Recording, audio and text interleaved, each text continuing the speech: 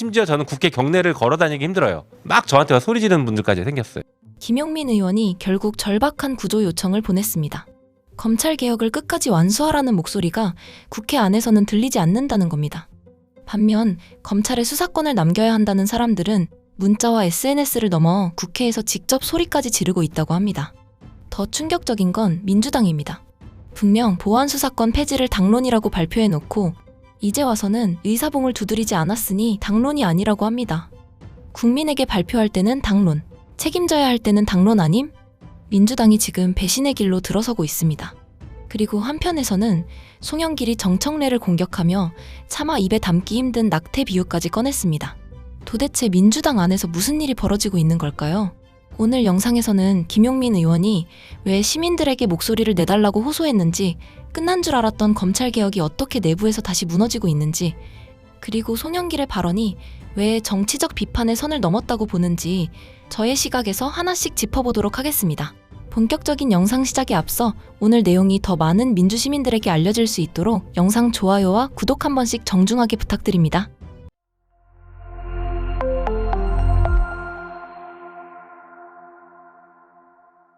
이게 논리적 설득의 단계를 사실 조금 넘어선, 그러면 이것은 목소리가 좀 들려줘야 됩니다. 이제는 강한 목소리들, 개혁을 요구하는 목소리들이 좀 들려야 되는데, 맞습니다. 국회 내에서 이제 법사위에서 저나 박은정 의원님 이렇게 하고 있어 보면은 검찰개혁 보안수사권을 남겨놔라, 피해자 어떡할래라는 목소리만 계속 저희한테 들려요. 문자건 SNS건 유튜브건 아니면 기사건 다 보안수사권 남겨놔야 된다, 너희들이 책임질래, 어떡할래, 이 목소리만 들리고, 심지어 저는 국회 경내를 걸어 다니기 힘들어요. 막 저한테 소리 지르는 분들까지 생겼어요. 근데 반대로 검찰개혁 끝까지 완수해라라는 목소리가 요새 잘 안 들립니다. 그래서 그 목소리들을 좀 내주셔야 돼요, 이제는. 그래서 의원들도 그 목소리를 들어야 돼요. 그래서 우리가 원래 검찰개혁 하려고 했던 게 이런 거였지라고 다시 좀 생각할 수 있게 의원들을 다시 한번 좀 잡아주시고, 그리고 저희는 내부에서 대안을 만들어서 관철시키려는 노력을 계속 할 거고요. 김용민 의원의 말을 가볍게 들으면 안 됩니다. 이건 단순히 자기 주장을 지지해달라는 정치인의 부탁이 아닙니다. 국회 안에서 들리는 목소리가 완전히 기울어졌다는 경고입니다. 검찰에 보안 수사권을 남겨야 한다. 피해자가 생기면 당신들이 책임질 거냐? 경찰 수사가 잘못되면 어떻게 할 거냐? 이런 목소리는 문자로 들어오고 SNS로 들어오고 유튜브와 기사로 쏟아지고, 이제는 국회 경내를 걷는 김용민 의원에게 직접 다가가 소리치는 사람들까지 생겼다고 합니다. 반면에 검찰개혁을 끝까지 완수하라는 목소리, 검사에게 다시 수사권을 쥐어주지 말라는 목소리, 보안수사권을 완전히 폐지하라는 목소리는 요즘 잘 들리지 않는다는 겁니다. 이게 굉장히 위험한 이유가 있습니다. 정치인은 세상 모든 국민의 목소리를 직접 듣지 못합니다. 결국 자신에게 도착하는 문자, 자신이 보는 기사, 자신의 앞에서 외치는 사람들의 목소리를 통해 여론을 판단합니다. 그러다 보면 가장 많은 사람의 생각이 아니라 가장 시끄럽고 가장 조직적이고 가장 끈질긴 사람들의 생각을 다수의 민심으로 착각할 수 있습니다. 정치에서 침묵하는 다수는 다수가 아닙니다. 의원에게 들리지 않는 다수는 존재하지 않는 다수와 같습니다. 100만 명이 마음속으로 검찰개혁을 지지해도 10명이 매일같이 의원에게 전화를 걸어 보안수사권을 남기라고 압박하면 의원의 귀에는 그 10명만 들립니다. 그러면 정치는 숫자가 아니라 소음에 끌려가게 됩니다. 큰 민심이 이기는 것이 아니라 큰 목소리가 민심으로 둔갑하는 겁니다. 그래서 김용민 의원이 호소한 겁니다. 검찰개혁을 원하는 시민들도 이제는 목소리를 내달라. 의원들이 다시 원래 검찰개혁을 시작했던 이유를 떠올릴 수 있도록 붙잡아달라. 법사위원장과 법사위원들이 흔들리지 않도록 힘을 실어달라. 이건 김용민 개인을 지켜달라는 말이 아닙니다. 검찰개혁을 주장하는 의원들이 국회 안에서 고립되지 않도록 해달라는 말입니다. 지금 김용민 의원은 사실상 국회 밖을 향해 구조신호를 보낸 겁니다. 우리가 안에서 버티고 있으니 밖에서도 목소리를 들려달라. 저는 이 호소가 참담하게 들립니다. 검찰개혁을 약속했던 정당의 의원이 자기 당 의원들을 설득하기 위해 국민에게 다시 검찰개혁을 지지한다고 말해달라고 부탁하고 있기 때문입니다. 민주당은 이미 국민에게 약속했습니다. 대통령도 약속했습니다. 당권 주자들도 동의했습니다. 당도 지난 2월 검찰의 보안수사권을 폐지하고 보안수사 요구권만 인정하는 방향을 당론이라고 발표한 것으로 알려졌습니다. 그런데 이제 와서 그 약속을 지키려는 사람이 당 안에서 소수가 될까봐 시민들에게 도움을 요청하고 있습니다. 이게 정상입니까? 국민이 민주당을 설득해야 합니까? 민주당이 자기 공약을 지키라고 당원들이 민주당 의원들에게 다시 가르쳐줘야 합니까? 선거 때는 개혁을 약속하고 권력을 잡은 뒤에는 국민에게 개혁의 필요성을 다시 설명해달라고 부탁합니다. 그럴 거면 약속은 왜 했습니까? 표를 받을 때만 당론이고 법을 통과시킬 때는 개인 의견이 되는 겁니까? 그리고 여기서 두 번째 문제가 시작됩니다. 끝난 줄 알았던 검찰개혁이 어떻게 내부에서 다시 무너지고 있는가? 지금 민주당 안에서 믿기 어려운 말장난이 벌어지고 있습니다. 보안수사권 완전 폐지. 당론 발의했잖아요. 당론은 근데 지난 2월에 이미 그치. 정해졌었어요.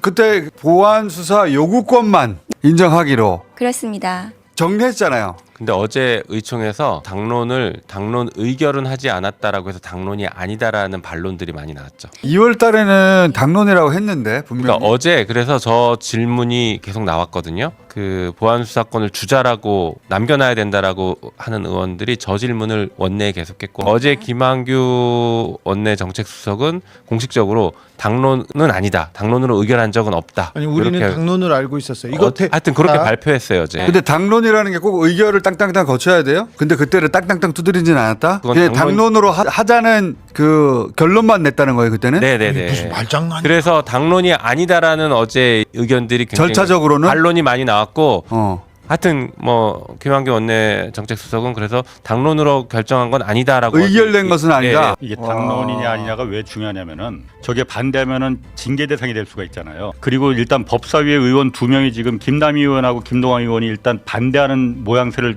취하고 있고 사보임의 대상이 될 수도 있는 거 아니에요. 당론이면. 당론에 반대했다고 한다면은 네. 명분이 될 수 있는 거잖아. 그런 걸 다 피해갈 수가 있는 거지. 지난 2월에는 분명히 당론이라고 알려졌습니다. 보안 수사권은 폐지한다. 검사는 직접 수사하지 않는다. 수사에 문제가 있으면 보안 수사를 요구할 수는 있지만 다시 사건을 가져가 직접 수사하게 하지는 않는다. 그렇게 발표했고 국민도 당원도 민주당 의원들조차 당론으로 알고 있었습니다. 방송에서도 당론이라고 설명했습니다. 언론에도 당론으로 보도됐습니다. 공식 기구는 그 방향에 맞춰 법안을 만들었습니다.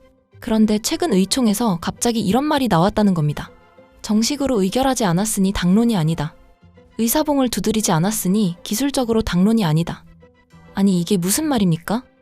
국민에게 발표할 때는 당론, 언론에 홍보할 때는 당론, 법안을 만들 때는 당론.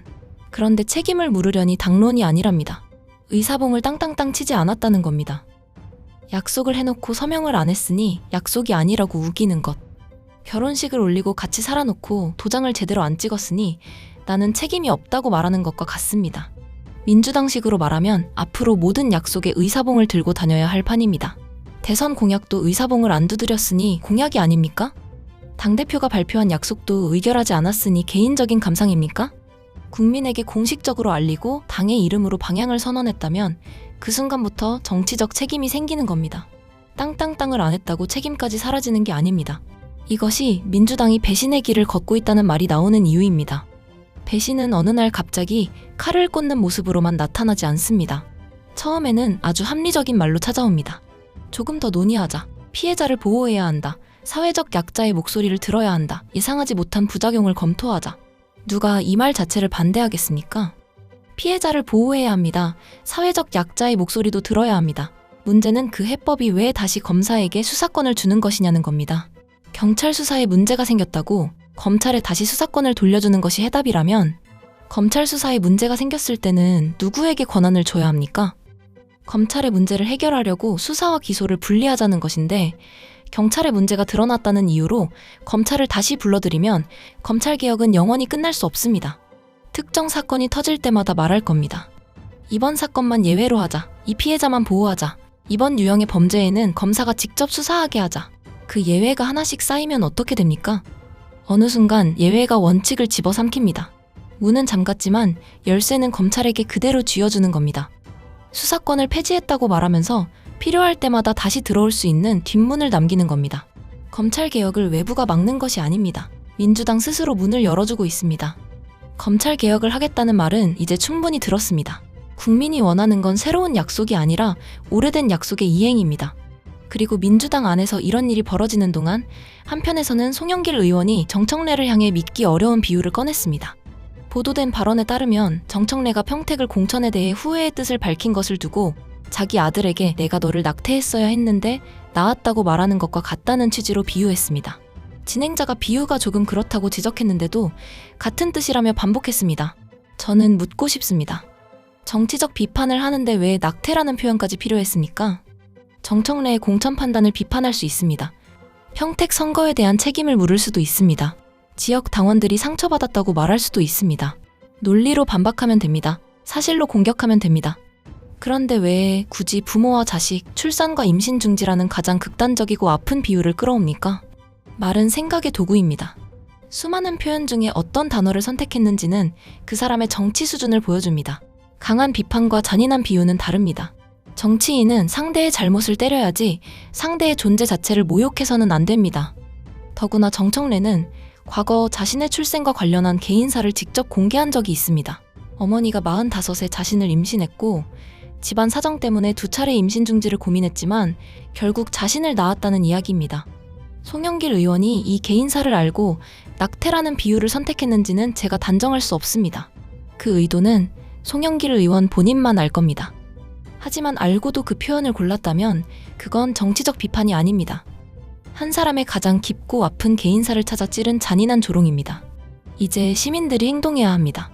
김용민 의원의 말대로 누가 진짜 다수인지 보여줘야 합니다. 다만 욕설과 협박으로 보여줘서는 안 됩니다. 그들이 하는 방식과 똑같이 행동하면 우리가 지키려는 가치까지 무너집니다.